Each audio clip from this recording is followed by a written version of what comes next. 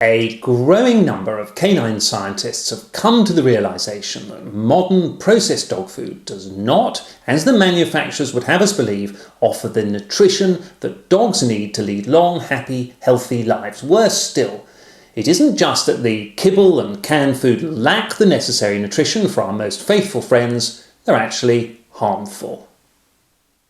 My name is Jonathan Self. I'm the author of Honey's Natural Feeding Handbook and have written extensively about canine nutrition everywhere from the Daily Mail to the Vet Times. I'm also one of the founders of a raw dog food company.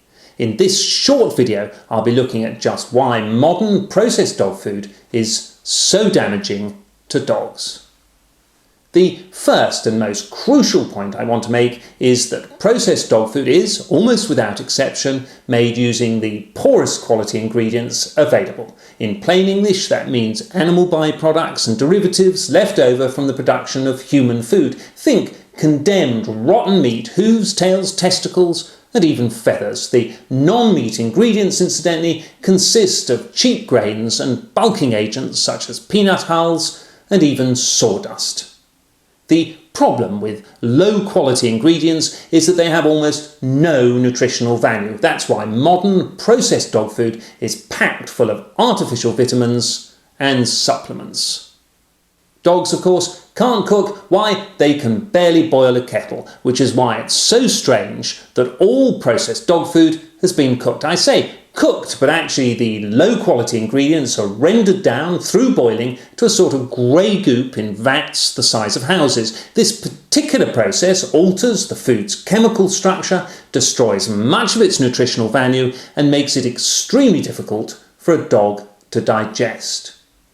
What happens when cooked food reaches your dog's stomach? Because it lacks the required enzymes, it forces the dog's pancreas to work harder and to draw other enzymes from the bloodstream. This can leave a dog physically vulnerable because the enzymes in the blood are supposed to be protecting the body, not aiding digestion. A number of medical studies shows that the pancreas enlarges on a diet of processed food. An enlarged organ means excessive function. Excessive function can lead to degeneration. It's a similar story when it comes to amino acids. Cooking at high temperatures alters the arrangement of these acids, making half of them unusable by the canine body.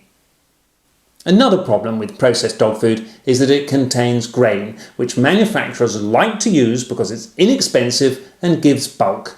You wouldn't know it from the labels, but it isn't unusual for dog food to consist of 65% grain. In the wild, grains account for less than 1% of a dog's diet. That's why you never see a dog stalking a wheat field. Incidentally, whereas humans can convert the complex carbohydrates found in grains into sugars and store them for later use, this is what happens when one eats, say, porridge, dogs can't. Most grain in processed dog food ends up going in one end and coming out the other.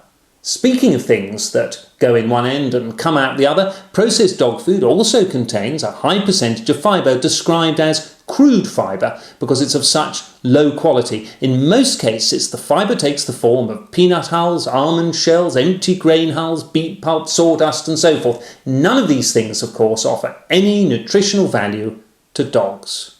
A moment ago, I mentioned artificially produced vitamins and supplements. These are by no means the only chemicals to find their way into a typical bag of kibble or tin of dog food. Other man-made additives include chemical preservatives, even if the label says different, artificial colouring, otherwise it would be grey, binders to form it into kibble or pretend chunks of meat, and unhealthy, often rancid fats to make it palatable. A growing number of vets and nutritionists believe that many, if not most, of the medical conditions that dogs are being treated for nowadays are a direct result of their diet. Tom Farrington, Honey's chief veterinary surgeon, considers as many as 9 out of 10 canine health issues, everything from relatively minor problems such as bad breath, flatulence, itchiness, allergies and dry skin, through to major problems such as cancer, liver disease, heart disease and kidney disease may be directly related to processed food. As Ian Billinghurst, author of Give Your Dog a Bone, says, our dogs' disease problems are increasing on a par with their increasing consumption of processed and cooked foods. Dog manufacturers take useless waste from the human food industry and sell it as dog food. Why do they bother? Advertising implies that they're there to promote the health of dogs. Their primary concern is in fact profit.